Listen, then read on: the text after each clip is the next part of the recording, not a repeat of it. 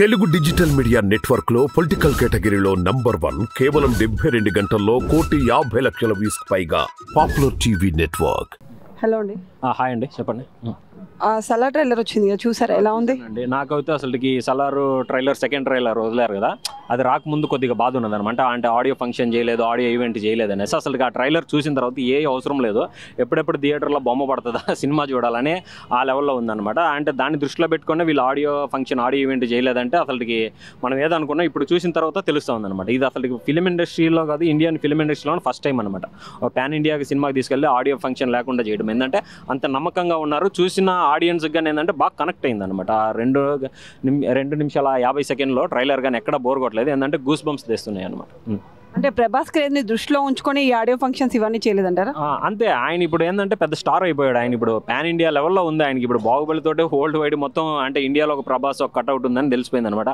ఆ ధైర్యంతో ఇంత బడ్జెట్ పెట్టినా కానీ ఆడియో ఫంక్షన్ ఆడియో ఈవెంట్ ఆ సినిమా గురించి వాళ్ళే ప్రమోషన్ చేయలేదంటే అసలుకి దాన్ని బట్టి మనం అర్థం చేసుకోవచ్చు. ప్రభాస్ గారి రేంజ్ అలాగే డైరెక్టర్ రేంజ్ కానీ మామూలుగా లేదు. ప్రశాంత్ గారిని ఆయన KGF 2 ద్వారా 1000 కోట్లు కొట్టారు కదా. ఇప్పుడు వీళ్ళిద్దరు కలిసినప్పుడు ఏంటంటే ఒక మంచి బాండింగ్, మంచి ఒక సినిమా వస్తుందని ప్రజలకి తెలపాలని మొన్న ట్రైలర్ వదిలేరు. ఆ ట్రైలర్ చూసిన తర్వాత అయితే నాకు ఖచ్చితంగా సినిమా ఆడుతుంది అని ఒక నమ్మకం వచ్చింది. ఇప్పుడు బాహుబలి 2 తర్వాత ప్రభాస్ గారికి అన్ని ఒకటి కూడా హిట్ రాలేదు కదండి, అయితే ఇది హిట్ అవుతుందని అనుకుంటున్నారా? హిట్ అవుతుంది. ఇప్పుడు 3 సినిమాలు ఫ్లాప్ అయినా అందరూ డిసప్పాయింట్ అయినారు, కానీ ఈ సినిమాతోటి ఆ 3 సినిమాలకి రివెంజ్ తీసుకుంటాడు.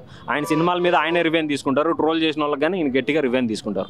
క్రేజ్ అయితే మామూలుగా లేదండి. అసలుకి మనకి బుక్ మై షోలో ఏ సినిమా లేదనమాట ఇన్ని లైక్స్.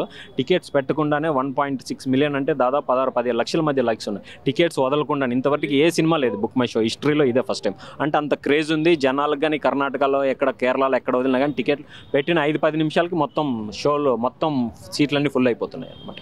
అంటే దీనికి పోటీగా హిందీ సినిమా డంకీ కూడా రిలీజ్ అవుతుంది కదా. అంటే రిలీజ్ అవుతుంది, ఇది కావాలని చేస్తున్నది అండి. అసలు దాని ఎక్స్పెక్టేషన్ ఏంటంటే ఫిబ్రవరి, మార్చ్ అనమాట. దీన్ని కావాలని షారుఖ్ ఖాన్ గారు, రాజ్ కుమార్ ఇరానీ గారు ఈ సినిమాని తొక్కాలి, ప్రభాస్ గారు ఏంటంటే ఇటుపడినారంటే ఇంకా రేంజ్ ఇంకా ఎక్కువ అయిపోతుంది, బాలీవుడ్ వాళ్ళు తక్కువ అయిపోతారని కావాలని దీన్ని తీసుకొస్తున్నారు.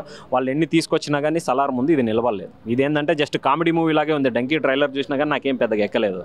పఠాన్ జవాన్ లాగా లేదనమాట, జస్ట్ ఏదో నార్మల్గా ఉంది. ఈ సలార్ దెబ్బ కొట్టుకొని పోవడం అది నాకు తెలుసు. ఈ సలార్ సినిమా అనేది బాహుబలి అండ్ KGF కంటే పెద్ద హిట్ అవుతుంది అనుకుంటున్నారా? చెప్తున్నా అండి, ఈ సలార్ సినిమా ప్రభాస్ అన్న రికార్డు బాహుబలి 2 ఉంది కదా, ఆయన రికార్డు ఆయనే బద్దలు కొట్టుకుంటాడు. ఇంతవరకు ఎవరికి సాధ్యం కాలేదు. ఫస్ట్ ఏం చెప్తా ఉన్నా, బాహుబలి 2 కలెక్షన్స్, రికార్డ్స్ అన్నీ ఏమేమి ఉన్నాయో హిస్టరీ మొత్తము ఆయన రికార్డ్స్ ఆయనే బద్దలు కొట్టుకుంటాడు. ఆ రేంజ్లో ఉండేది. ఎక్స్పెక్టేషన్స్ అయితే మామూలుగా లేవండి. ఇండియా వైడ్గా ఆల్రెడీ US, UK ఎక్కడ పట్టినా ఏంది అసలుకి ఎవరా హీరోని అడుగుతున్నారనమాట. అంటే UKలో ఉండే థియేటర్లో ఏంది ఇంత బజ్జు చూపిస్తున్నారు అంటే ఆ రేంజ్కి తీసుకెళ్ళిపోయారు సినిమాని. అదండి.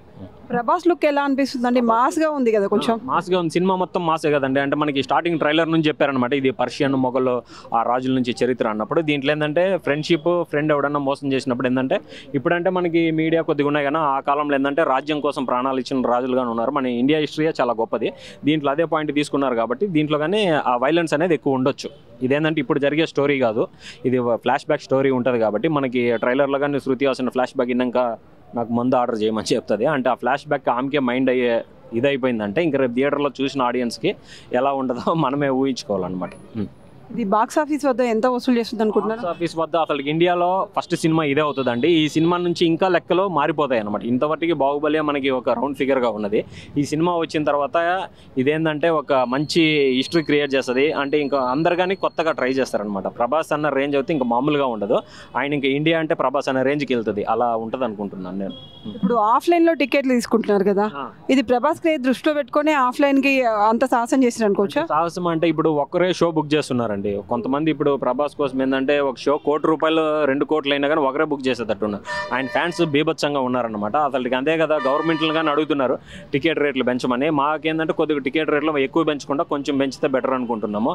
అది మనకి నైట్ 12 గంటల నుంచి షోలు పడితే బెటర్ అనుకుంటున్నాను. బెనిఫిట్ షోలు ఏంటంటే ఆ జనాల్ని కంట్రోల్ చేయడము, ఈ గొడవలు ఇవన్నీ జరుగుతాయి కాబట్టి 12 గంటల నుంచి షోలు వేస్తే మనకి నైట్ అయ్యేదాకా పర్మిషన్ కానీ ఇస్తే ప్రభాస్ ఫ్యాన్స్కి కానీ అందరికి కానీ చూసినట్టు ఉంటుంది. ఏదన్నా కానీ ఫస్ట్ రోజు ఫస్ట్ సినిమా చూడాలని అందరికి ఎగ్జైట్మెంట్ ఉంటుంది. అందులో ఇది ఒక పాన్ ఇండియా, అందులో ప్రభాస్ గారు మాస్ లుక్ అసలు చూస్తూ ఉంటే అసలు 12 గంటలకు షో పెట్టాలని అనుకుంటున్నాను నేను.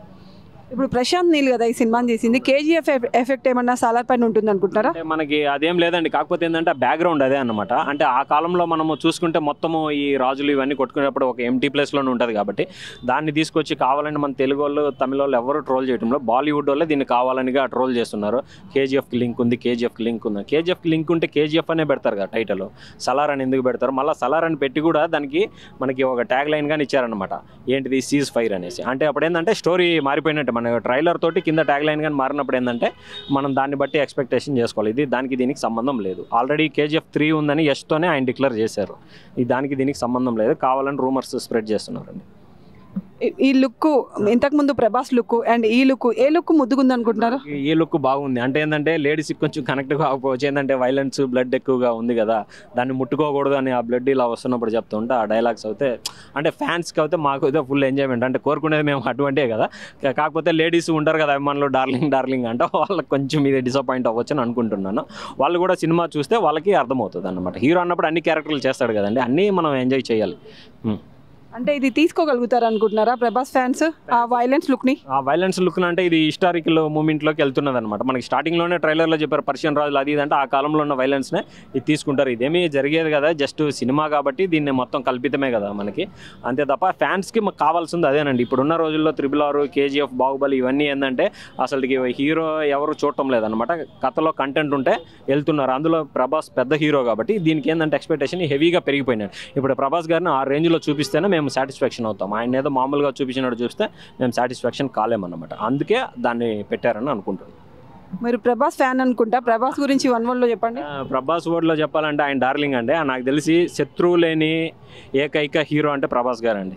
కింద లైట్ బాయ్ మ్యాన్ కాడ నుంచి పెద్ద పెద్ద డైరెక్టర్ల దగ్గర కానీ ఎవరినైనా కానీ డార్లింగ్ అని అలా హక్ చేసుకుంటారు. మిగతా వాళ్ళు దగ్గరికి రావాలన్నా కానీ అంత వచ్చినా కానీ హక్ చేసుకోలేరు అనమాట. ఈయన మనిషి ఎలా ఉన్నా కానీ హక్ చేసుకుంటాడు, ఎవరి ఇంటికి వచ్చినా కానీ భోజనం పెడతారు అనమాట. అంటే ఏంటంటే ఆయన మనస్తత్వం అనేది చిన్నపిల్లల మనస్తత్వం, మనసులో ఏం పెట్టుకోడు. కృష్ణంరాజు గారు ఎలా ఆయనకి బాగా చెప్పించారో అదే రీతిలో ఉన్నాడు అనమాట.